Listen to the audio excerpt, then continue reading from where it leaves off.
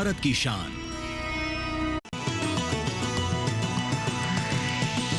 DD किसान, बदलते भारत की शान।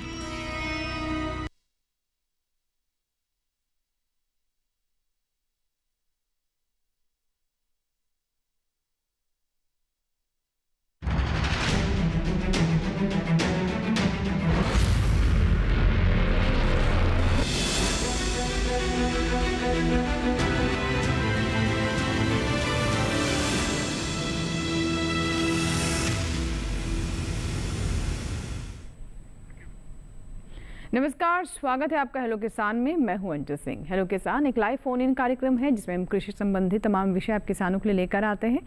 उन पर हम अपने विशेषज्ञों से चर्चा करते हैं और साथ ही आपके सवालों के समाधान देते हैं, वो भी लाइव, चाहे आप हमें कॉल करें, ईमेल करें या फिर व्हाट्सएप करें। तो आइए सबसे पहले नजर डालते हैं आज के हेलो किसान के विषय पर। आज का हमारा विषय है कपास फसल में समेकित कीट प्रबंधन। साथ ही आज हम अपने दूसरे विषय पर बात करेंगे जो है सेब के बागों में कीटों की रोकथाम। आज के विषय से जुड़े हुए अगर आपके कोई भी प्रश्न है तो आप हमें इसकी जानकारी दे सकते हैं। हमारा टोल फ्री नंबर आप नोट कर लें। हमारा टोल फ्री नंबर है 1800-113060। दूसरा नंबर है 1800-113061। टोल फ्री यानी इस पर आपका कोई शुल्क नहीं लगेगा। बस आप फ़ोन करें और अपने सवाल, अपने जो भी जानकारी आप प्राप्त करना चाहते हैं वो हमारे मेहमानों तक पहुँचाएँ। इसके अलावा आप हमारा व्हाट्सएप नंबर भी नोट कर लें, यानी व्हाट्सएप पर भी आप अपने सवाल भेज सकते हैं, टेक्स्ट कर सकते हैं या फिर वॉइस नोट भी भेज सकते हैं 8800520717। तो ये हमारा व्हाट्सएप नंबर है। इसके साथ ही आप हमारा ईमेल आईडी भी नोट कर लें, ईमेल भी कर सकते हैं आप अपने सवाल। हमारा ईमेल आईडी है hellokisan2015@gmail.com। तो ये हमारा ईमेल आईडी है। तो आपके सवालों का हमें इंतज़ार रहेगा। आज हम बात करने वाले हैं कपास में कीट प्रबंधन की, और साथ ही साथ आज हम सेब के बागों में भी कैसे कीटों का प्रबंधन करें, कैसे इसकी रोकथाम करें, इस पर भी आपको जानकारी देंगे। और आज के विषय से जुड़े हुए दो हमारे साथ विषय विशेषज्ञ हैं, दोनों स्टूडियो में हमारे साथ उपस्थित हैं। तो आइए उनसे आपकी मुलाकात करवा देते हैं। हमारे साथ डॉक्टर देवाराम बाजिया जी हैं। सर, बहुत बहुत स्वागत है आपका कार्यक्रम में। आप सहायक प्रोफेसर हैं श्री कर्ण नरेंद्र कृषि विश्वविद्यालय जोबनेर, राजस्थान में। और आज के जो दोनों विषय उन पर हमारे दोनों विशेषज्ञ बारी बारी से जानकारी देंगे। हमारे साथ डॉक्टर महेंद्र कुमार वर्मा सर भी हैं। सर, बहुत बहुत स्वागत है आपका भी। आप निदेशक हैं केंद्रीय शीतोष्ण बागवानी संस्थान श्रीनगर, कश्मीर में। तो बाग जो सेब के बाग है, जिन किसानों ने सेब की फसल ली है, अगर वो कुछ जानना चाहते हैं, कोई समस्या आ रही है, कीट और बीमारियों से परेशान हैं, या फिर सेब की फसल के बारे में इन जनरल भी अगर आप कुछ जानना चाहते हैं तो भी आप हमें ज़रूर कॉल करें। और इसी तरीके से कपास की बात भी होगी। तो आइए बारी बारी से दोनों विषयों को थोड़ा समझने का प्रयास करते हैं और उनसे उन विषयों के बारे में थोड़ा विस्तार से हम जानकारी लेंगे और साथ ही हम आपको रिपोर्ट्स भी दिखाएंगे। तो डॉक्टर महेंद्र, सबसे पहले मैं आपसे जानना चाहूँगी कि फ़िलहाल अभी स्थिति क्या है फसल की? हाँ, सेब के बारे में जब हम बात करते हैं, क्योंकि मैं तो सबसे पहले हमारे किसान भाइयों को बताना चाहता हूँ कि जो शीतोष्ण जो जलवायु है, यानी कि जो ठंडे इलाके हैं, वहाँ का सबसे जो महत्वपूर्ण जो फल है वो सेब ही है। जी जी। और सबका जो आजीविका है मैक्सिमम उसी पर डिपेंड होती है, क्योंकि इससे जो मिलने वाली जो आमदनी है वो बहुत अच्छी होती है कंपेयर जब हम करते हैं, चाहे अखरोट हो, बादाम हो, केसर हो, जो भी सारी फसलें हैं। तो इस बारे में जब आज की हम बात करते हैं, जैसे कि आज ये हमारा सितंबर का महीना है और इसमें कुछ जो वैरायटीज़ हैं, यानी कि इस इलाके में जो ठंडे इलाके हैं वहाँ जल्दी जो पकने वाली वैरायटीज़ हैं वो कुछ पकने शुरू हो गई हैं और हमारे जो किसान भाई हैं उनकी तोड़ाई करना शुरू कर दिए हैं और बाज़ार में भी आना शुरू हो गई हैं। ये तो हुई हमारे ठंडे इलाकों की बात। लेकिन हमारे इन क्षेत्रों में कुछ ऐसी जलवायु वाले क्षेत्र भी हैं जहाँ तापमान थोड़ा सा गर्म वाला होता है, तो वहाँ इसकी फसल थोड़ी जल्दी आ जाती है। तो इसकी शुरुआत होती है हमारे उत्तराखंड, क्योंकि उत्तराखंड का इलाका कंपेरेटिवली हमारा सब गर्म होता है। उसके बाद हिमाचल से हमारा सेब आता है, फिर आता है हमारा कश्मीर से। ठीक है। तो ये जो अर्ली वैरायटीज है उनकी अभी हार्वेस्टिंग का भी सीजन चल रहा है सेब में, जिसमें कि गाला की कुछ वैरायटीज है। बिल्कुल। तो जो अर्ली वैरायटीज के बारे में आपने बताया, जो समय से थोड़े पहले जो बोई जाने वाली किस्में हैं उनके बारे में, तो आइए एक हम रिपोर्ट आपको दिखाते हैं जिसमें हमने सेब की फसल से जुड़ी हुई काफ़ी महत्वपूर्ण बातें शामिल की हैं। आइए नजर डालते हैं इस रिपोर्ट पर, फिर लेंगे आपके सवाल।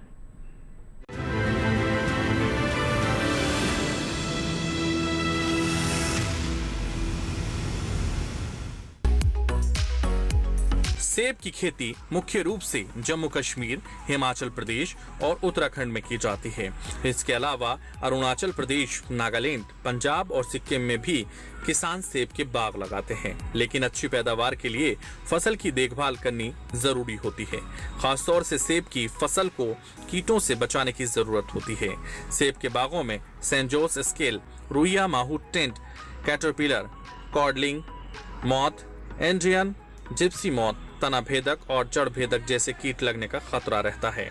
सेंट जोस स्केल की भृंग और मादा दोनों ही नुकसान पहुंचाती हैं और ये पौधों के किसी भी भाग पर हमला करने में सक्षम है। वैसक कीट हल्के पीले रंग का होता है और इसके ऊपर काली भूरी परत होती है। ये पौधे का रस चूस कर उसकी बढ़वार को रोक देता है, जिससे कुछ समय बाद पौधा भी मर जाता है। जब भी इसका हमला होगा तो पौधे पर लाल धब्बे दिखाई देंगे। रुइया माहू कीट गुलाबी रंग का होता है। इसके भी भृंग और वैसक दोनों खतरनाक हैं और ये भी पौधे के किसी भी भाग का रस चूस सकता है। सर्दी के मौसम में ये जड़ों का रस चूस कर वहाँ गांठें बना देती है। जाहिर है इससे पौधा सूख जाता है। रुइया और सेंट जोस स्केल आदि कीटों की रोकथाम के लिए वसंत के प्रारंभ में ही 2% हॉर्टिकल्चर मिनरल ऑयल का छिड़काव करें। कीटभक्षी कॉक्सिनेला सेप्ट मम्पुक टाटा को बागान में छोड़ें। सितंबर में डाई मेथोएट 0.1% का छिड़काव करें।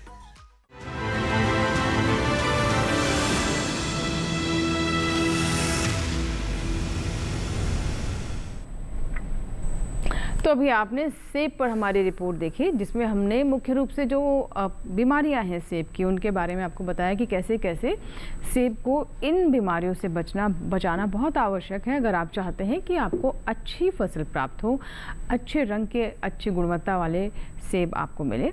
इस पर हम आगे और विस्तार से बात करेंगे, लेकिन पहले अब बात कर लेते हैं हमारा जो आज का दूसरा विषय यानी कपास में। कपास पर भी हम यही बात करेंगे कि कपास में किस तरीके से हम समेकित कीट प्रबंधन कर सकते हैं सर। तो सर कपास में भी समस्या आती है, हम जानते हैं कि वाइट फ्लाइज की समस्या काफ़ी बड़ी हो जाती है। तो अभी कपास की फसल की स्थिति क्या है और कितना महत्वपूर्ण है कीट प्रबंधन?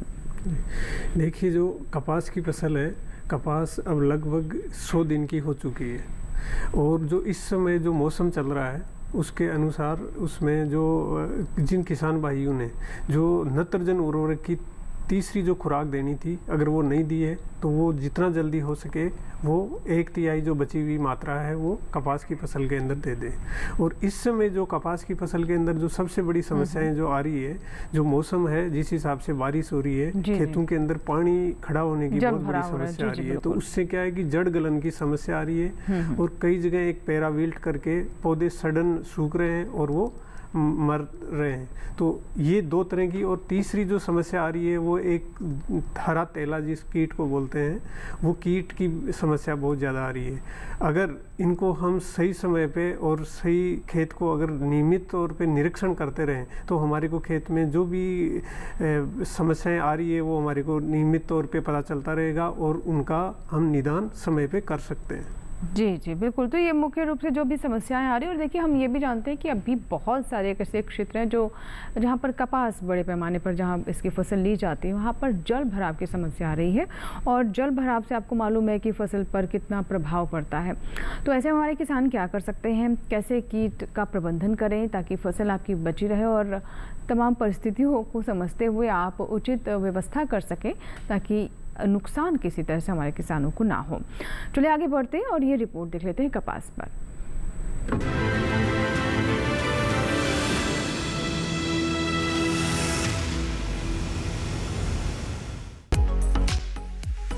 कपास भारत के साथ साथ पूरी दुनिया की सबसे महत्वपूर्ण रेशे वाली और नकदी फसलों में से एक है।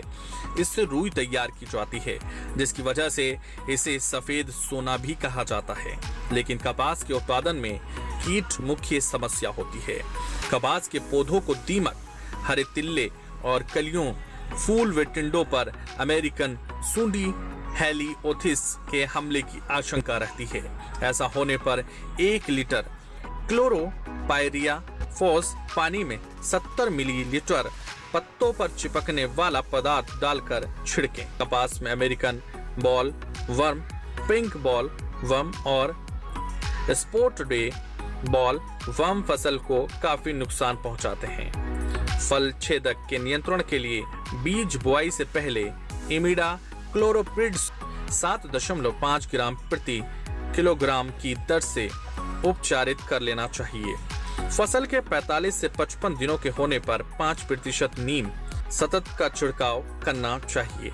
अमेरिकन बॉल वर्म से फसल प्रभावित होने पर NPV की 250 LE मात्रा प्रति हेक्टेयर की दर से छिड़काव करना चाहिए और BT नुस्खे की मात्रा 1.5 किलोग्राम प्रति हेक्टेयर का भी छिड़काव करना चाहिए। कपास में सफेद मक्खी के हमले की आशंका भी रहती है।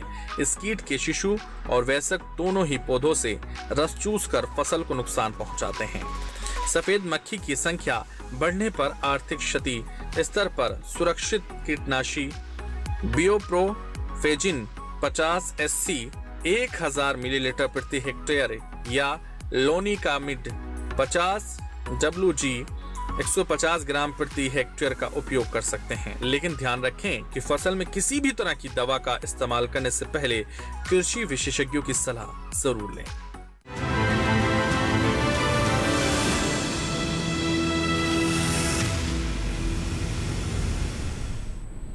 तो ये थी कपास से जुड़ी हमारी रिपोर्ट और अब हम बात करते हैं आपकी कॉल्स की, आपकी ईमेल्स की, आपके व्हाट्सएप की।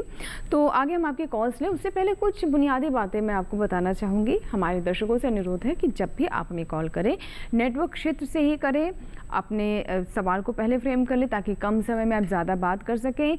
इसके साथ ही टेलीविज़न को म्यूट कर लें। जिस वक्त आप हमारे साथ फ़ोन पर बात करें उस वक्त टीवी को म्यूट कर लें ताकि हम आपके सवाल को स्पष्ट रूप से सुन सकें। जवाब सुनने के लिए वापस आप आवाज़ कर सकते हैं। और यहाँ पर दर्शकों को ये भी बता दें कि चाहे वो कॉल है, व्हाट्सएप सवाल है या फिर आप ईमेल करते हैं, सभी सवाल हम लाइव कार्यक्रम के दौरान शामिल करते हैं जिसमें आपका नाम बोला जाता है, आपके क्षेत्र के बारे में भी हम अनाउंस करते हैं। तो ज़रूर आप हमारे कार्यक्रम में अपने सवाल भेजें जिनका तुरंत निदान किया जाएगा और आपके व्हाट्सएप सवालों का मुझे इंतज़ार रहेगा। चलिए बढ़ते आगे और अब हम अपनी चर्चा को आगे बढ़ाते हैं। आप अपने सवालों के साथ तैयार हैं। तो सर सेब की बात करते हैं। जैसे कि आपने बताया कि जो पहले बोई जाने वाली किस्में हैं उनका लगभग समय अब हो गया है। ऐसे में अगर हम मुख्य रूप से जो बीमारियां लगती हैं सेब में, क्योंकि अब हम देख रहे हैं कि सर जहाँ सेब की फसल को बहुत ठंड की ज़रूरत होती है, लेकिन कुछ क्षेत्र ऐसे हैं जहाँ पहले के मुकाबले अब ठंड थोड़ी कम हो रही है। तो उसके साथ साथ कहा यह भी जाता है कि इससे अलग अलग तरह की कीट और बीमारियां भी बढ़ती जा रही हैं। तो कौन कौन सी प्रमुख बीमारियां हैं जो कि अब सेब की फसल में देखने को मिलती हैं? हाँ, जैसा कि क्योंकि जो एप्पल की क्रॉप है बहुत ही सेंसिटिव है, क्योंकि इसका प्रोडक्शन काफ़ी हाई लेवल पर होता है, तो उसी के अकॉर्डिंगली इसमें जो इंसेक्ट और जो फंगस है, जो फफूंद है, उसका अटैक भी काफ़ी मात्रा में होता है। तो हम जब कीड़ों की बात करते हैं तो इसमें मुख्य रूप से सेंजोस स्केल आता है, जो कि डोरमेंट सीजन में अच्छी तरह से आपको देखेंगे उसके स्किन पर तो बहुत रफ सरफेस दिखती है, तो वो सेंजोस स्केल का एक डोरमेंट रूप होता है। दूसरा इसमें जो रूट बोरर है, शूट बोरर है, रूट बोरर है, उसके साथ में ही कुछ इसमें लीफ ईटिंग कैटरपिलर्स है और वाइट ग्रब। ये तो हमारे इंसेक्ट्स की बात हो गई है। लेकिन इसमें जो सबसे ज़्यादा नुकसान जो हमारा करता है एप्पल को, वो है स्कैब। और स्कैब क्योंकि ये एक पर्टिकुलर जो वातावरण की जब परिस्थिति होती है, जब तापमान मॉडरेट होता है और आसमान में जो नमी है वो भी थोड़ा सा यानी कि मध्यम तरह की होती है, तो ये जो इसकी फफूंद है, जो स्कैब की जो फफूंद है, इसका आक्रमण शुरू हो जाता है। और किसान भाइयों को मैं ये बताना चाहता हूँ कि वैसे तो उनको पहले भी पता होगा, जो भी सेब की खेती करते हैं, यदि इस बीमारी को समय पर कंट्रोल नहीं किया गया तो उनको बहुत भारी उसका नुकसान उठाना पड़ सकता है। जी। इसी के साथ में जैसे अल्टरनेरिया है, कैंकर है और भी बहुत सारी बीमारियां हैं जो कि सीधे रूप से जो सेब की खेती है उसको प्रभावित करती है। ठीक है सर, जैसे कि आपने बताया कि कैंकर है और भी बीमारियां जो कि सेब को सीधे तौर पर प्रभावित करती हैं, तो बारी बारी से हम उन पर भी जाएंगे।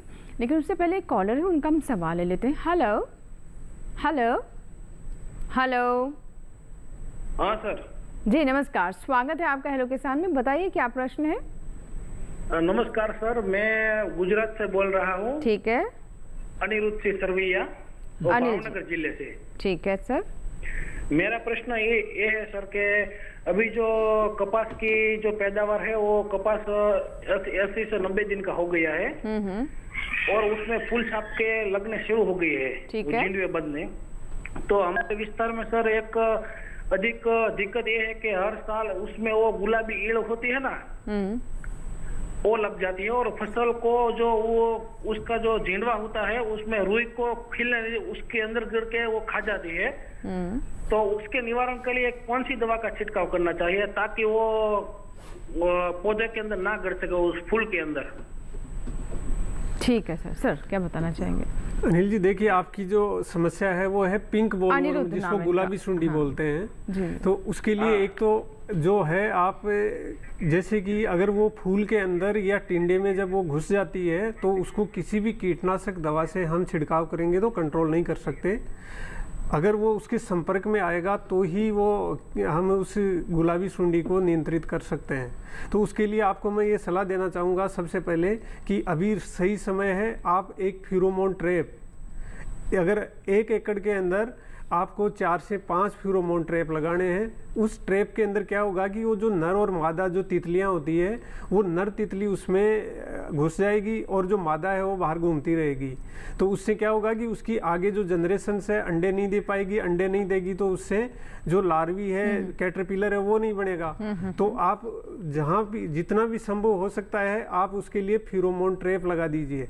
और फिर भी अगर आपको लग रहा है कि कीटनाशक दवाई का छिड़काव करना है तो उसके लिए स्पिनोसाइड 45% ऐसी है जिसकी 200 मिलीलीटर मात्रा आपको 1 हेक्टर के अंदर 2.5 एकड़ ज़मीन के अंदर आपको कपास की फसल के अंदर छिड़काव करना है। और उसके साथ में एक काम और करना है, आपको स्टिकर जिसको हम बोलते हैं, जो चिपचिपा पदार्थ बोलते हैं, गोंद होता है, वो ज़रूर आपको मिलाना है।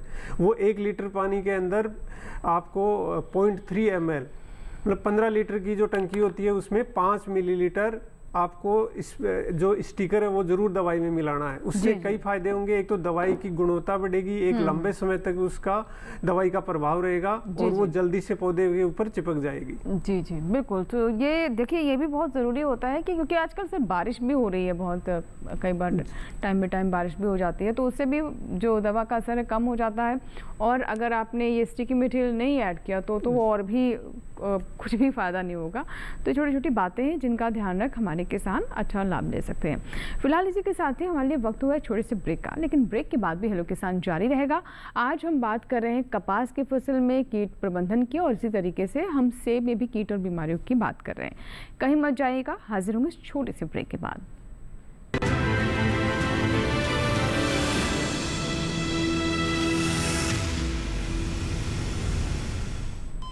अरे सुन तो।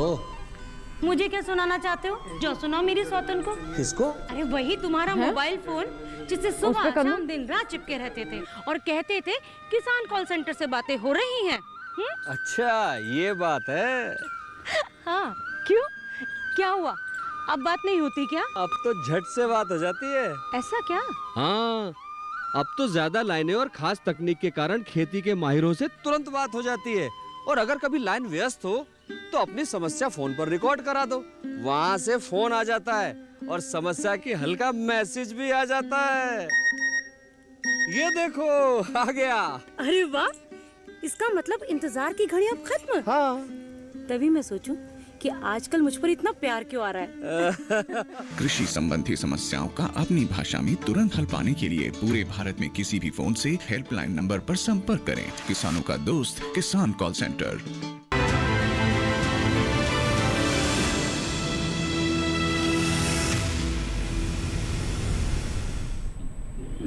ब्रेक के बाद एक बार फिर आपका स्वागत है। आप देख रहे हैं हेलो किसान। आज हम बात कर रहे हैं सेब की फसल में कीट प्रबंधन की और साथ ही कपास में कैसे कीट और बीमारियों का खतरा हो सकता है, इसको लेकर कैसे हमारे किसान सजग रह सकते हैं। एक कॉलर है, आइए उनसे बात करते हैं। हेलो किसान में ब्रेक के बाद हमारे पहले कॉलर जुड़ रहे हैं, आइए उनसे जानकारी लेते हैं कि क्या सवाल है उनका, किस विषय के बारे में जानना चाहते हैं। कालू राम जी हैं जिन्होंने खरगोन मध्य प्रदेश से हमें फ़ोन किया है। कालू राम जी स्वागत है, बताइए क्या सवाल है। जी नमस्कार मैडम। नमस्कार सर। मैं खरगोन जिले से कालू राम केवड़ बोल रहा हूँ।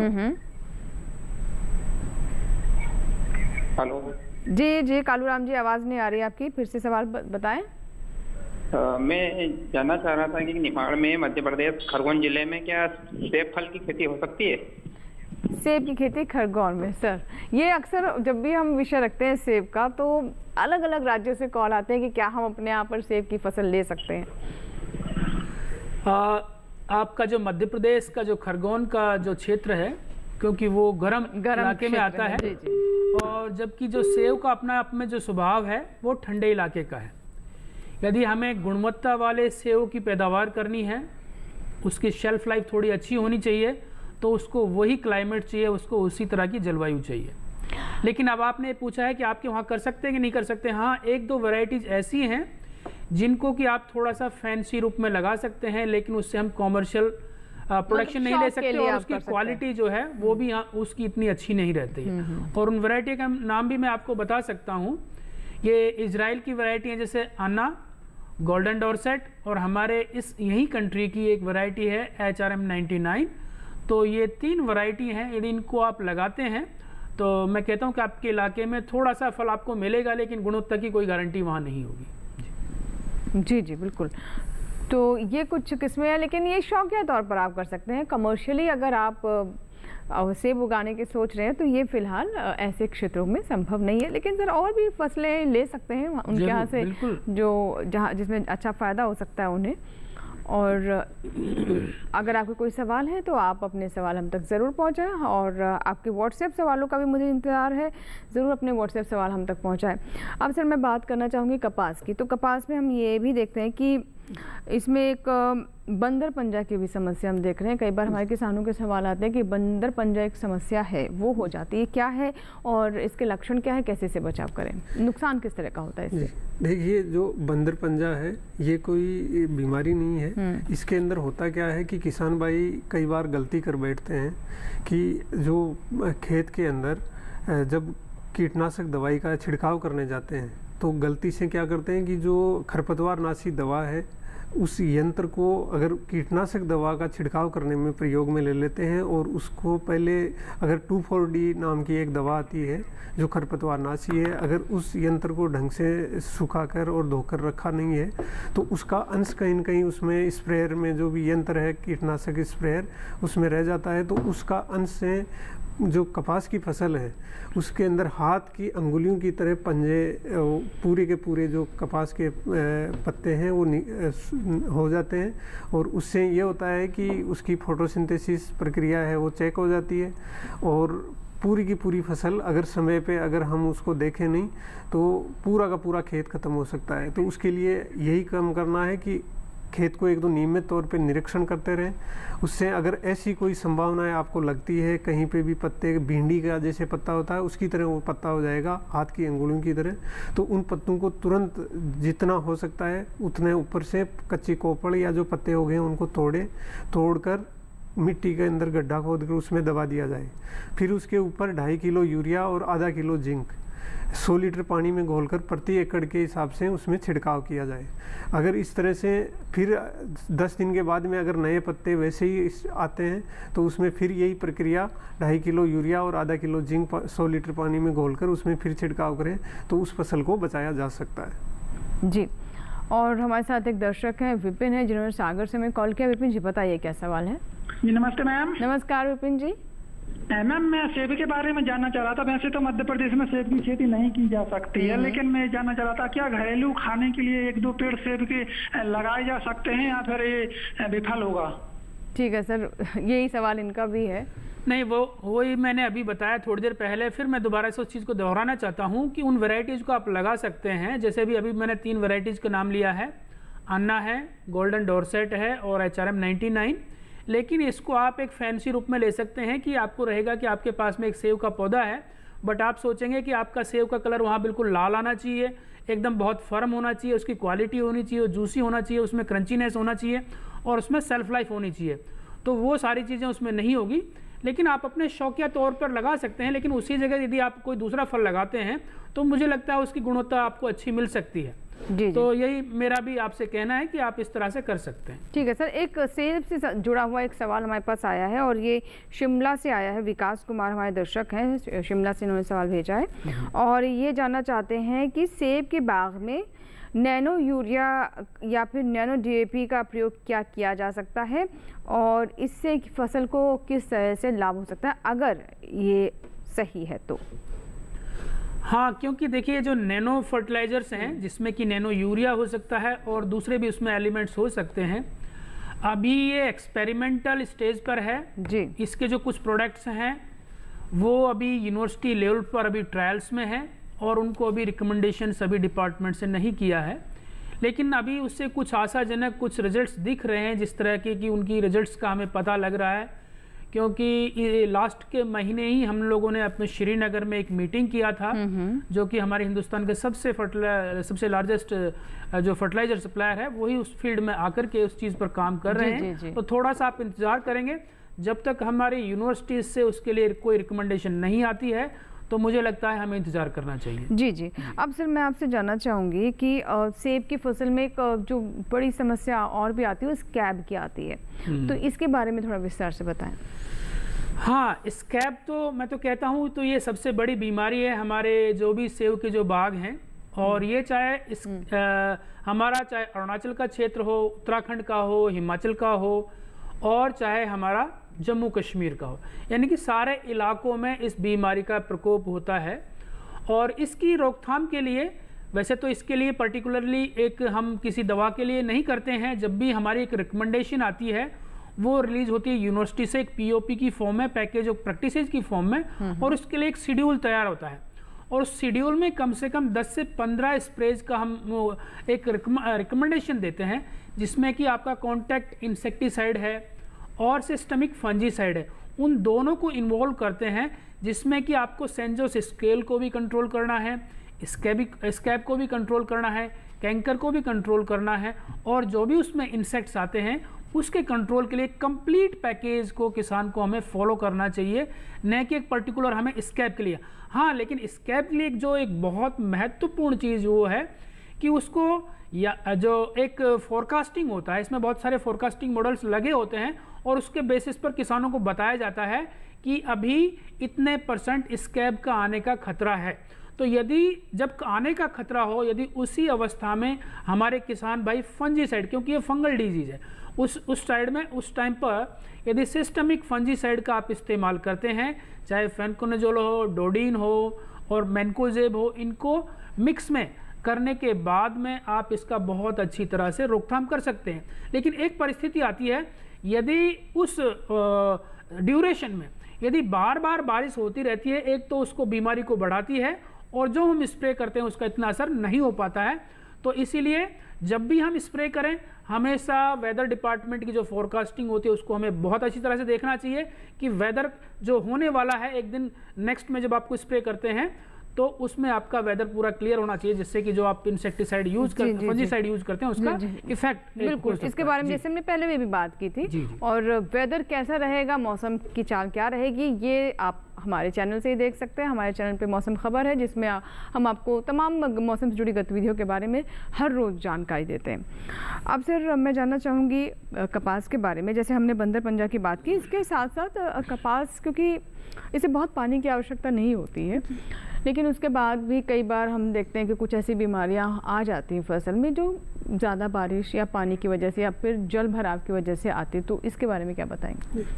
देखिए, जो कपास के अंदर जो अभी प्रेजेंट में जो समस्याएं आ रही है और आने वाली है, जिस हिसाब से बारिश इस बार चल रही है, तो कपास की खेत में सबसे पहले तो आपको यही ध्यान रखना है कि जैसे बारिश चलती रहती है लगातार, तो खेत में पानी खड़ा नहीं। जी। अगर खेत में पानी खड़ा हो गया है तो उसको तुरंत निकासी का प्रबंध करें, अदरवाइज खेत के अंदर क्या होगा कि जो कपास की फसल है उसके अंदर एक जड़ गलन नाम की बीमारी है, वो बीमारी आएगी।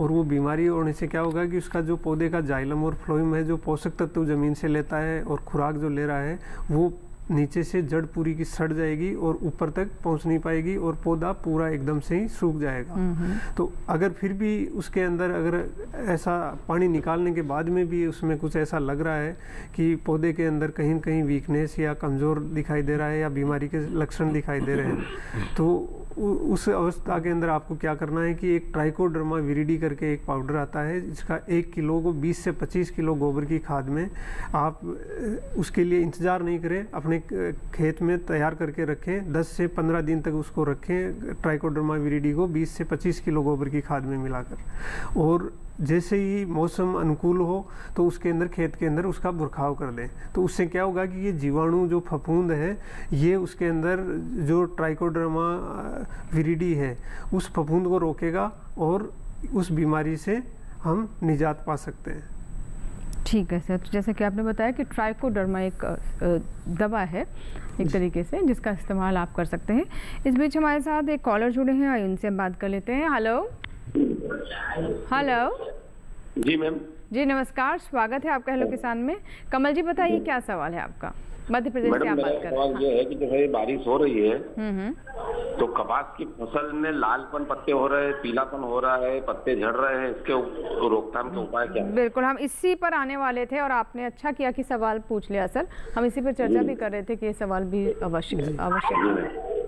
देखिए कमलेश जी, जो अभी मौसम चल रहा है बारिश का, एक तो ये ध्यान रखना कि पानी बिल्कुल भी खेत में खड़ा नहीं हो, और दूसरा उसके अंदर जो लगातार नमी की मात्रा जो है वातावरण के अंदर 90% से ऊपर आर्द्रता बनी हुई है, तो उससे क्या है कि पत्तों के अंदर उसमें फंगस डेवलप हो जाती है और पत्ते नमी की मात्रा ज़्यादा होने से वो गिर रहे हैं। अगर जो आपके खेत में दूसरा है कि आप कह रहे हो कि लाल होके गिर रहे हैं, तो लाल होने का मतलब ये है कि जो संकर किस्में हैं, आप पिछली बार भी आपने लगातार अगर कपास की फसल ले रहे हैं तो उसके अंदर पोषक तत्वों की जब उसमें फूल बोगी और टिंडे बनते हैं तो उस दौरान क्या होता है कि उसमें पोषक तत्वों की कमी हो जाती है। तो उसके लिए आपको क्या करना है कि जो NPK 19-19-19 का 15-15 दिन के अंतराल पे 3 छिड़काव करने हैं। 1 किलो मात्रा 100 लीटर पानी में लेकर 1 एकड़ के लिए आपको इसका नियमित तौर पे 15 दिन के अंतराल पे, ताकि इस समस्या से, और ये जो समस्या लालपन 2 ही कारण से आती है, एक तो जो रेतीली ज़मीन होती है उसमें अगर कपास लगाई है, दूसरा अगर उसमें पानी खड़ा रह गया थोड़ी देर के लिए तो पत्ते और पोषक तत्वों की कमी हो गई, उस वजह से नत्रजन उर्वरक की कमी होने से पत्ते लाल होके गिर जाते हैं। बिल्कुल। तो देखिए ये बहुत आवश्यक है कि जो जानकारी विशेषज्ञों की तरफ से दी जा रही है उन्हें आप बहुत ध्यान से सुने और उन्हें आप उनका इस्तेमाल भी करें उन जानकारियों का, तभी हमारे कार्यक्रम का मकसद भी पूरा होता है कि इन जानकारियों का किसान खेतों में इस्तेमाल कर सके और अच्छी गुणवत्ता युक्त फसल ले सके। फिलहाल इसी के साथ ही यहाँ पर वक्त हुआ एक छोटे से ब्रेक, आप कहीं मत जाइएगा, देखते रहें हेलो किसान।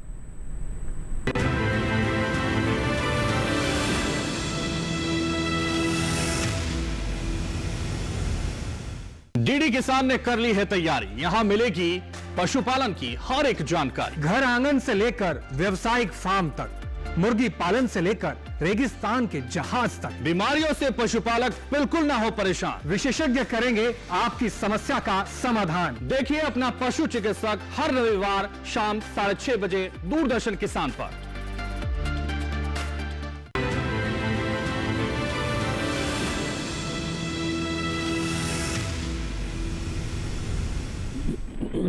ब्रेक के बाद एक बार फिर आपका स्वागत है हेलो किसान में। आज हम बात कर रहे हैं कपास की फसल में कीट प्रबंधन की, कैसे आप अपने फसल को सुरक्षित रख सकते हैं।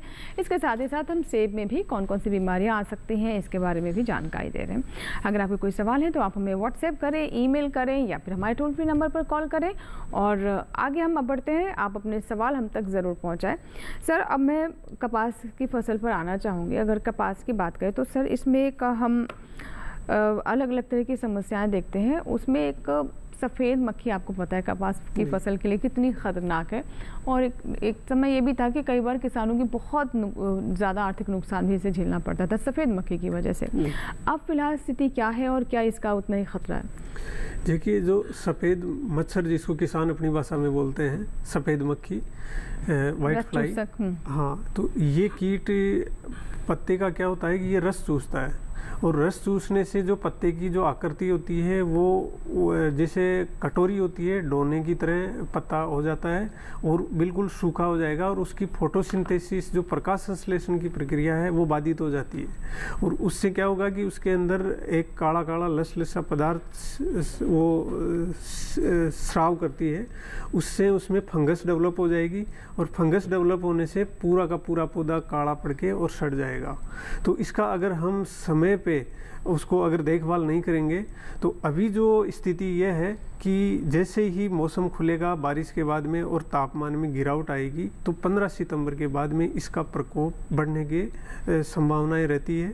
और उस दौरान क्या होता है, दिन छोटे हो जाते हैं, रात बड़ी होने लग जाती है, और टेम्परेचर का इससे संबंध है। तो टेम्परेचर जैसे ही डाउन आएगा सफ़ेद मच्छर की समस्या बढ़ेगी। तो आप लोगों को क्या करना है, किसान भाइयों को, कि इसके लिए आपको एक तो नीम का तेल जो एजिडिरेक्टिन करके आता है 1%, जिसकी मात्रा 1 लीटर प्रति हेक्टेयर में, कोई भी स्टिकर चिपचिपा पदार्थ उसके अंदर कई बार हम कहते हैं शैम्पू का सेशन भी डाल सकते हैं, शैम्पू भी उसके अंदर आप मिला सकते हैं, और उसको मिलाकर आपको खेत में छिड़काव करना है। उससे एक तो ये फायदा होगा कि जैसे हम कीटनाशक दवाइयों का छिड़काव अगर हम ज़्यादा करते हैं तो जो खेत में मित्र कीट होते हैं वो भी उसके मर जाते हैं, वो मर जाएंगे।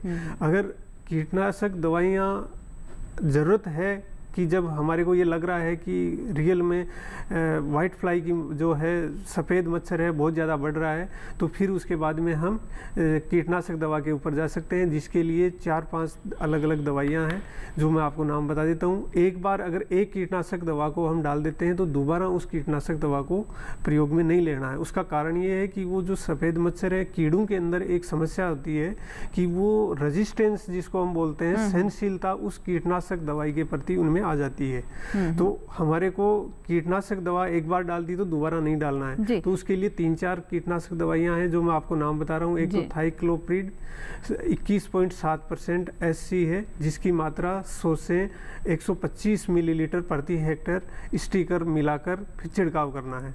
इसके अलावा थायोमिथोक्साम 25% WG है, जिसकी 100 से 150 मिलीलीटर मात्रा प्रति हेक्टेयर की दर से छिड़काव करना है। इसके अलावा इमिडाक्लोप्रिड 17.8 SL है, जिसकी 100 से 150 मिलीलीटर मात्रा आप खेत में छिड़काव कर सकते हैं। इसके अलावा एक क्लोथिनिडीन 50% WDG है, वो भी आप 40 से 50 ग्राम मात्रा प्रति हेक्टेयर की दर से छिड़काव कर सकते हैं। ठीक है सर, एक कॉलर है सुशांत जी हमारे साथ, उड़ीसा से इन्होंने कॉल किया है, इनका हम सवाल लेते हैं। जी सुशांत जी बताएं क्या सवाल है। हेलो जी, हेलो सुशांत जी सुन पा रहे हैं आप मुझे? हाँ बताइए सर, क्यों उन्नत किस्म क्या उसके बारे में जानना था, उड़ीसा में होने वाले सेब के बारे में क्या जानना चाहते हैं? उन्नत किस्म, अच्छी किस्में सेब की। एक तो सर उड़ीसा से हमारे दर्शक बात कर रहे हैं तो सेब की उन्नत किस्मों के बारे में जानना चाहते हैं, तो उड़ीसा में भी सेब की फसल शायद ही लेना चाहते हैं, इस वजह से सवाल है, तो पहले इसके बारे में बताएं। अब मैं आपको 2 चीज़ बताना चाहता हूँ कि एक तो उन्नत किस्म हो गया, यानी कि सबसे बेहतर किस्में कौन सी हैं, वो तो आपके ठंडे इलाकों में ही होती हैं। लेकिन यदि आप अपने इलाके के लिए आप ढूंढ रहे हैं तो मैं 2 बार पहले भी बता चुका हूँ कि गर्म इलाकों के लिए आप जो अन्ना है, गोल्डन डॉर्सेट है, माइकल और भी है, माइकल है, वेरेड है, बट ये 3 वैरायटी जो मैंने बताई हैं, ये HRM 99, इनसे आप कुछ फल ले सकते हैं, लेकिन अब गुणवत्ता के हिसाब से उनका क्वालिटी नहीं आएगी, क्वालिटी नहीं आती है। जी, पैदावार भी इतनी अच्छी नहीं आती है। जी। और उनकी सर मैंने भी सुना है कि शेल्फ लाइफ भी उतनी नहीं होती है, बिल्कुल बहुत कम शेल्फ लाइफ होती है, मतलब ज़्यादा दिन तो के सेब आप नहीं रख सकते हैं। अब सर एक कपास से जुड़ा हुआ सवाल है, मैं जल्दी से आपको बता देती हूँ, हमारे दर्शक ने जो सवाल भेजा है, और ये कैलाश जी हैं, कैलाश प्रजापत, जिन्होंने कपास में माहू रोग के बारे में जानना चाहा है कि माहू का जो प्रकोप हो जाता है उसके लिए वो क्या करें, और इसके साथ वो भी जानना चाहते हैं कि कपास के फूल झड़ते हैं तो ये क्यों होता है। देखिए, जो कपास के अंदर माहू रोग है, ये इसको चेपा भी बोलते हैं, तो चेपा जो आता है वो मौसम ठंडा होने पे और तापमान उसके अनुकूल होता है कीट के, तो ये अभी इसका कई जगह प्रकोप देखा है। पर अगर बारिश लगातार हो रही है तो मैं कैलाश जी आपको यही सलाह देना चाहूँगा कि चेपा कोई ज़्यादा बड़ी समस्या नहीं है। अगर तेज़ से बारिश होती है तो वो उस पानी के जो बूंदें गिरती है उससे ये साफ हो जाता है, तो इसके लिए किसी भी प्रकार की कोई कीटनाशक दवा का छिड़काव नहीं करें। फिर भी आपको लग रहा है तो नीम का जैसे तेल है, NSKE 5% है, एजिडिरेक्टिन 1% है, जिसकी 1 लीटर मात्रा 1 हेक्टेयर में आप इसके लिए छिड़काव कर सकते हैं। दूसरी समस्या आपकी जो फूल आप बता रहे हो कि काफ़ी ज़्यादा गिर रहे हैं, अगर 15 से 20% तक आपके गिर रहे हैं तो फूल आपको चिंतित होने की ज़रूरत नहीं है। ये जो मौसम है वो अनुकूल नहीं है, बारिश लगातार चल रही है, बादल हैं और मौसम बिल्कुल ठंडा है। तो फिर भी अगर आपको ऐसा लग रहा है मौसम खुला हुआ है, बारिश ज़्यादा नहीं हो रही है, तो एक नेप्तालीन एसिटिक एसिड हार्मोन आता है, वो हार्मोनल इम्बेलेंस की वजह से फसल के अंदर फूल, बोगी और टिंडे गिरने लग जाते हैं। तो आप 40 मिलीलीटर मात्रा प्रति एकड़ की दर से 100 लीटर पानी में घोलकर आप छिड़काव कर सकते हैं। ठीक है सर। एक कॉलर है प्रफुल्ल पटेल हैं, जिन्होंने हमें गुजरात से कॉल किया। जल्दी से इनका हम सवाल ले लेते हैं। वडोदरा से हमारे साथ फोन लाइन पर है। प्रफुल्ल जी, स्वागत है हेलो किसान में, बताएं सवाल। हेलो जी। सेब का पेड़ है मेरा उसमें सेब नहीं लगता, 3 साल हो गए। देखिए सर, मैंने कार्यक्रम की शुरुआत में ही कहा था कि ज़्यादातर कॉल्स ऐसे आते हैं, देश के अलग अलग कोने में लोग सेब की फसल लेना चाहते हैं, इतना लोकप्रिय फल है ये सेब। जी अच्छा, सेब के बारे में आप बात कर रहे हैं क्योंकि आपने इसको गुजरात में लगाया है। तो सबसे पहले तो मैं बताना चाहूँगा कि जो भी गर्म इलाके में लगाने वाले जो वैरायटियाँ हैं ये, वो जो ग्राफ्ट जो की जा रही हैं वो सीडलिंग रूट स्टॉक पे की जा रही हैं। तो उसकी जो जुवेनाइल जो पीरियड है, यानी कि जो वेजिटेटिव उसका फेज है, जबकि उसमें फूल नहीं आता है, वो 3 से 4 साल रहता है। तो जब तक उसको कम से कम 3 से 4 साल नहीं हो जाते हैं तो उसमें फूल नहीं आएगा। और यदि क्लोनल रूट स्टॉक पे होता, जैसे M9, MM111, MM106, ये कुछ क्लोनल रूट स्टॉक्स हैं जो कि इन पर यदि हम ग्राफ्ट करते हैं ये गर्म वाले इलाकों को, गर्म वाले इलाके वाली जो वैरायटियाँ हैं, तो उनका जो फल है कम से कम दूसरे साल ही वो आ जाता है। तो पहले साल तो मान के चलिए कि आप बिल्कुल ही नहीं आएगा। यदि वो पौधा नर्सरी में ऑलरेडी 3 साल तक रह चुका है तो आपको पहले साल में फ्रूट मिल सकता है। तो इन चीज़ों को आप थोड़ा लेके चल सकते हैं और लगातार आप पानी नहीं दें। ज़्यादा पानी देने से उसमें ग्रोथ ज़्यादा रहेगी तो उसमें फ्लावरिंग कम मिलेगी, स्ट्रेस आपको मिलेगा तो ही उसमें फ्लावरिंग होगी। जी जी। अब मैं देख लेती हूँ क्या कुछ व्हाट्सएप सवाल भी हमारे पास आए हैं। तो सर, हमने फल चूसा कीट के बारे में बात कर ली थी कपास में। अब कपास में हमने एक गुलाबी कुछ समस्या आती है सर, उसका नाम कुछ दर्शकों ने, गुलाबी कीट। हाँ जी, कीट गुलाबी सुंडी जी। हाँ जी। तो जो किसान भाइयों, जो कि गुलाबी सुंडी है, इसका मैं पहले भी आपको बता चुका, फिर एक बार बता देता हूँ कि जो गुलाबी सुंडी है इसके लिए आपको फेरोमोन ट्रैप लगाने हैं। और ये क्या करती है कि एक तो रोजेट फ्लावर जैसे इसका सिम्टम्स है कि जो कपास का जो फूल है वो खिलेगा नहीं और जो अपना रोज का जो फूल होता है उसकी तरह हो जाएगा। और जब उसको हम फूल को खोलेंगे तो उसके अंदर एक पिंक कलर की गुलाबी रंग की लार्वी दिखाई देगी, वो अंदर से पूरा फूल को खा जाती है और एक सुंडी 10 से 12 फूल को डैमेज कर सकती है। तो अगर हम शुरू में ही जैसे ही उसका फूल बनने लगे उस दौरान आप फेरोमोन ट्रैप लगाओ, 10 से 15 फेरोमोन ट्रैप प्रति हेक्टेयर के हिसाब से। तो जो उसका नर कीट है प्रौढ़, वो उस ट्रैप के अंदर आएगा और उससे उसके अंडे नहीं दे पाएगी वो, और उसको इजीली हम कंट्रोल कर सकते हैं। जी जी सर, जैसा कि हमने कपास पर बात की, उसी तरीके से डॉक्टर महेंद्र, हम सेब में भी देखते हैं कि जड़ गलन की समस्या आती है। तो ये कौन सी परिस्थितियों में आती है और इससे किस तरह का नुकसान होता है फसल को? जी, जड़ गलन वैसे तो बहुत ही एक कॉमन बीमारी है और जब टेम्परेट फ्रूट्स की बात करते हैं तो उसमें एप्पल सबसे ज़्यादा सेंसिटिव है। वैसे तो ज़्यादातर जो सेब के जो बाग होते हैं वो ग्राफ्टेड प्लांट्स पर ही होते हैं, जिसमें कि रूट स्टॉक को इस्तेमाल किया जाता है और साइन वैरायटी को ऊपर से ग्राफ्ट किया जाता है। तो जो रूट स्टॉक्स हैं जैसे M9 है वो थोड़ा सेंसिटिव है, MM106 वो सेंसिटिव है, इवन जो सीडलिंग होता है वो भी सेंसिटिव है, और MM111 वो थोड़ा सा टॉलरेंट है। लेकिन जब मिट्टी में नमी की मात्रा ज़्यादा होती है, क्योंकि जो पहाड़ी वाले इलाके हैं यदि वहाँ प्रॉपर ड्रेनेज आपका नहीं है, और जहाँ वैली वाले इलाके हैं और वहाँ भी यदि प्रॉपर ड्रेनेज नहीं है, तो चाहे वो नर्सरी का पौधा रूट स्टॉक हो और चाहे वो बड़ा फुली ग्रोन ट्री हो जिसमें कि फल आता हो, तो वहाँ इसकी समस्या पूरी हो सकती है। तो इसके कंट्रोल के लिए हमें दोनों तरह से उसको कंट्रोल करना चाहिए। नर्सरी में भी हमें ड्रेंचिंग करनी है, बेवेस्टीन को इस्तेमाल कर सकते हैं, और इसमें आप जो सिस्टमिक फंजीसाइड्स हैं उसकी ड्रेंचिंग कर सकते हैं यदि वो ऑलरेडी प्लांटेड है। उसी तरह से बड़े प्लांट में भी हम ड्रेंचिंग करते हैं। और जब प्लांट्स को हम यदि ट्रांसप्लांट करते हैं, क्योंकि इसमें ट्रांसप्लांटिंग की जाती है विंटर सीजन जैसे ही और होता है, तो जब भी प्लांट लगाते हैं तो लगाने से पहले, क्योंकि ये बेर रूटेड होते हैं, इसमें मिट्टी नहीं होती है जब भी प्लांट लगाते हैं, तो उनको हमें जो ये फंजीसाइड है उसके घोल में 2 ग्राम प्रति लीटर के हिसाब से उस घोल में हमें डुबो करके ही प्लांटिंग करें। तो इस तरह से हम बड़े आसानी से इस बीमारी से निजात पा सकते हैं। जी जी बिल्कुल। चलिए, इसी के साथ ही हमारे लिए वक्त हो गया एक छोटे से ब्रेक का। आप अपने प्रश्नों के साथ तैयार रहें। ब्रेक के बाद जब वापस आएंगे तो ज़रूर आपके सवालों के जवाब लेंगे, और साथ ही आपके व्हाट्सएप सवालों का भी हमें इंतज़ार है। जल्दी से आप फ़ोन उठाएं और हमें अपने सवाल व्हाट्सएप करें। छोटा सा ब्रेक।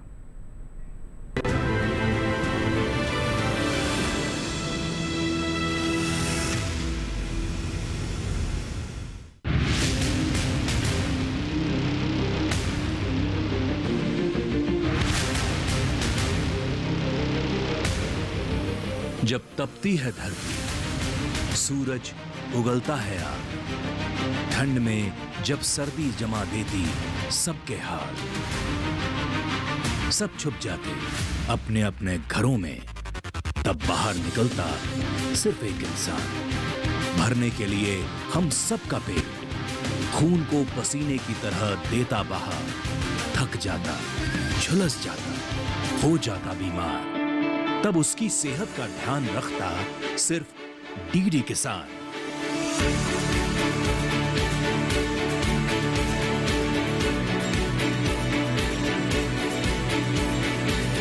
देखिए स्वस्थ किसान शनिवार शाम 6 बजे लाइव, सिर्फ दूरदर्शन किसान चैनल पर।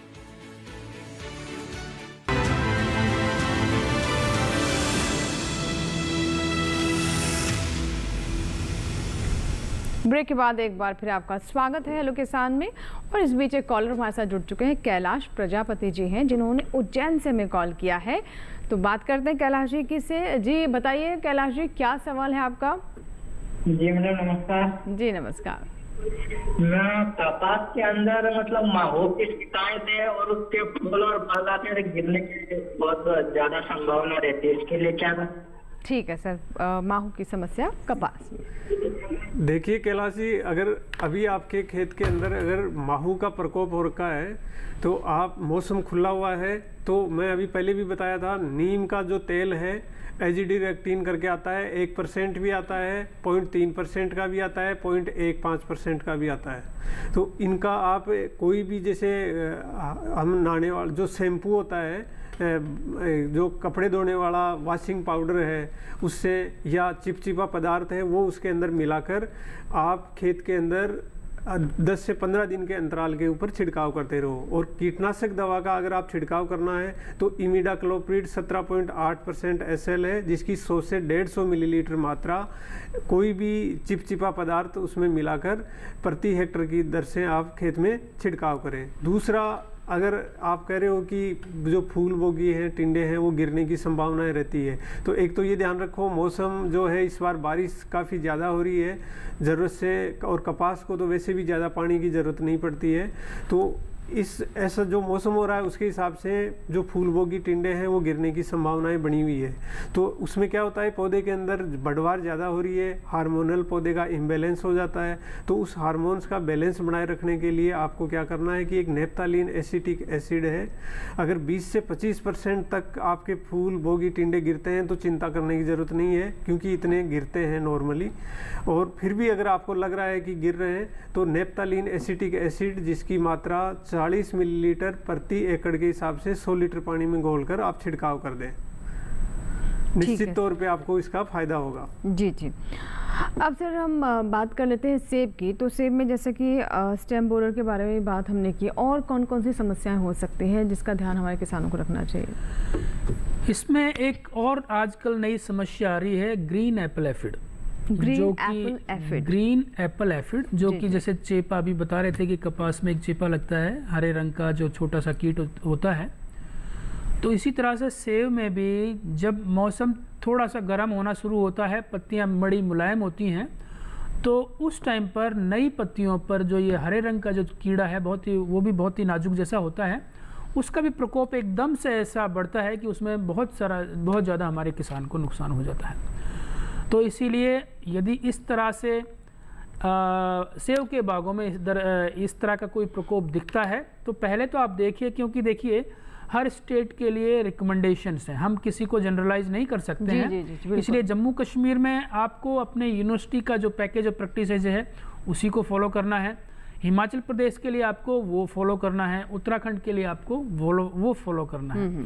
तो उस चीज़ का बहुत विशेषकर ध्यान रखें। जो भी सेब की खेती करते हैं, मैं तो कहता हूँ सभी को कि वो जो शेड्यूल जो बनता है उसको हर अपने घर में वो चिपका के रखें, क्योंकि इसमें डिफरेंट स्टेजेज होती हैं और स्प्रेज की भी डिफरेंट स्टेज होती है, जो कि शुरुआत होती है डोरमेंट सीजन से, दूसरी होती है टाइट क्लस्टर स्टेज से, then green tip stage, then pink bird stage, then fruit developing stage जो पीनट साइज का होता है, फिर और 4 डिफरेंट डेवलपिंग स्टेजेस हैं।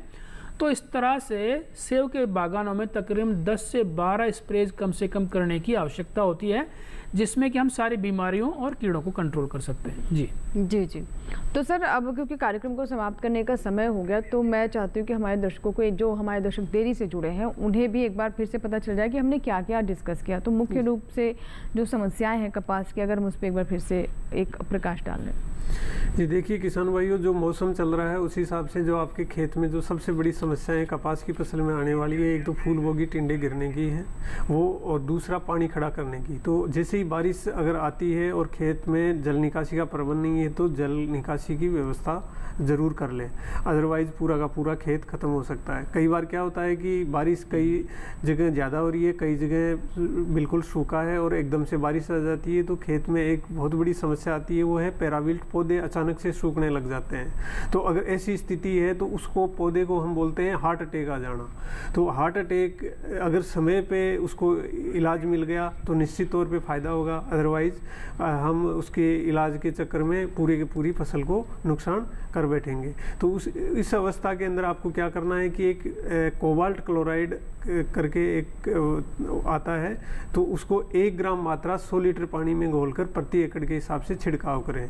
और दूसरी जो चूसक कीट है उसके अंदर एक हरा तेला है, हरा तेला रस चूसता है पौधे का। अगर इसकी भी मात्रा अगर संख्या बढ़ रही है और ये पौधे का रस चूस रहा है, तो अभी मैंने कई सारे कीटनाशक दवाइयों के नाम बताए, उनको ज़रूर आप खेत में छिड़काव करें। और जो खेत के अंदर छिड़काव करते समय आपको 3-4 बातों का ज़रूर ध्यान रखना है।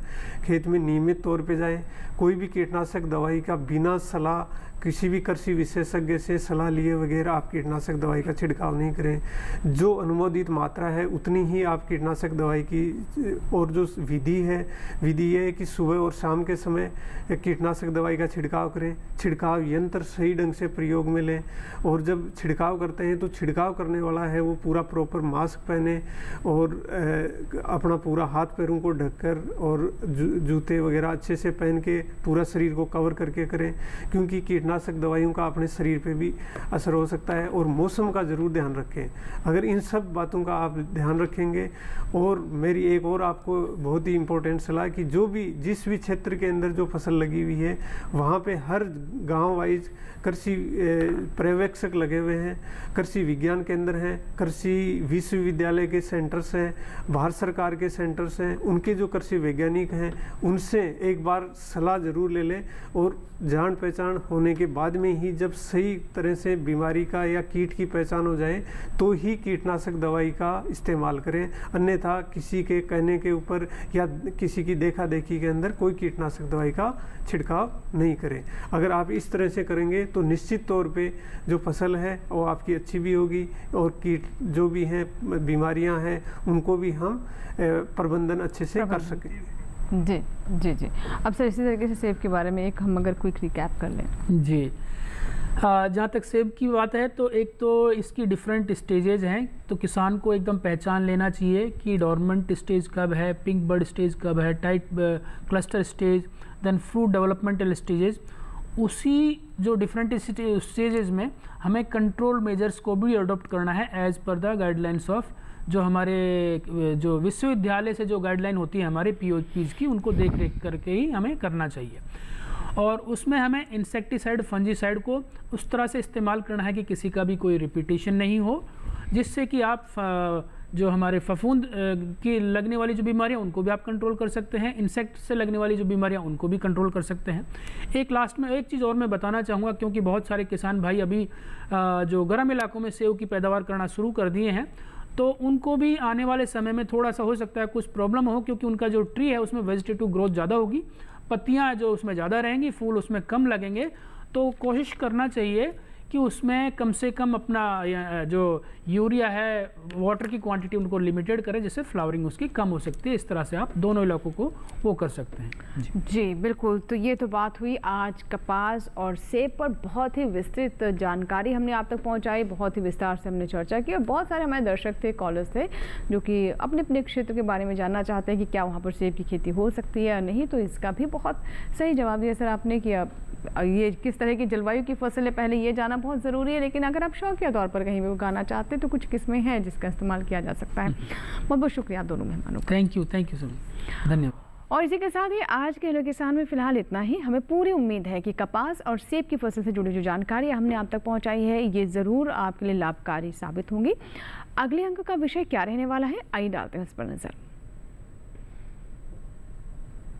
हेलो किसान के अगले अंक का विषय है अगैती आलू की उन्नत खेती, और साथ ही हम बात करेंगे आंवला और बेर की बागों की देखभाल के बारे में।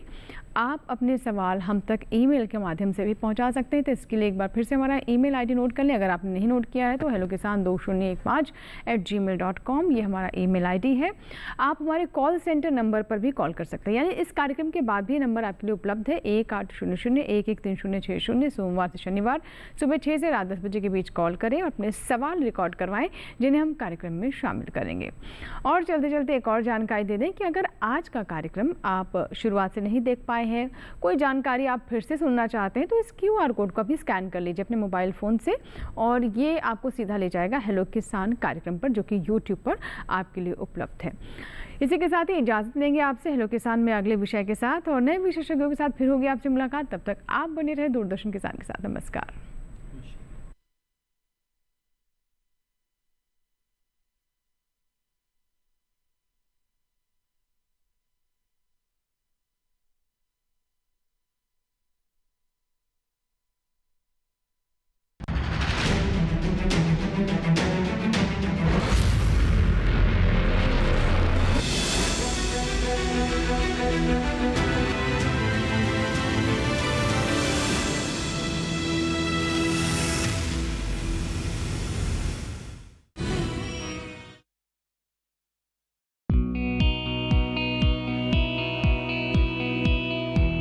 आज का युवा इंजीनियर, डॉक्टर, वकील ही नहीं, कृषि विज्ञान में शिक्षा हासिल कर सफलता की सीढ़ियां चढ़ सकता है।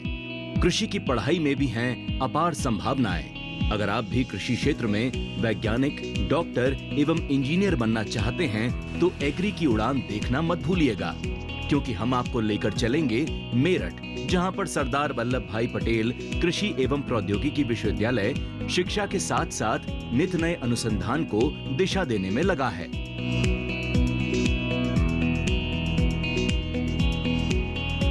एग्री की उड़ान 22 सितंबर से हर रविवार शाम 6 बजे और रात 9:30 बजे, पुनः प्रसारण सोमवार सुबह 9:30 बजे सिर्फ डीडी किसान पर।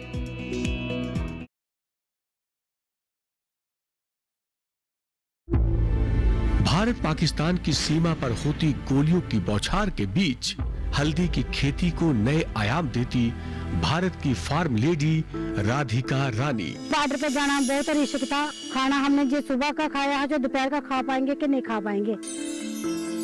एक ऐसी किसान जिसके हौसलों और अथक प्रयासों से सांबा जिले की हर महिला किसान आज स्वावलंबन की राह पर अग्रसर है। हल्दी की खेती के साथ साथ मिक्स्ड फार्मिंग के नए नए प्रयोगों से राधिका रानी ने एक अद्भुत मिसाल कायम की है। फसल के बिना रहे तो वो बंजर हो जाती है जमीन, चाहे कुछ भी हो कि हमारी जमीन जो खुद ऐसे नहीं रहनी चाहिए। भारत की फार्म लेडी देखिए रविवार 8 सितंबर रात 8 बजे सिर्फ डीडी किसान पर। रानी अबक्का देवी का नाम सुना है तुमने? हमने तो सुना है, लेकिन अगर आप लोगों ने नहीं सुना तो फिकर नॉट। फ्रीडम फाइटर्स की कहानियां दिखाएंगे दूरदर्शन पर हर रविवार सुबह 11 बजे। क्रिश, ट्रिश और बाल्टी बॉय।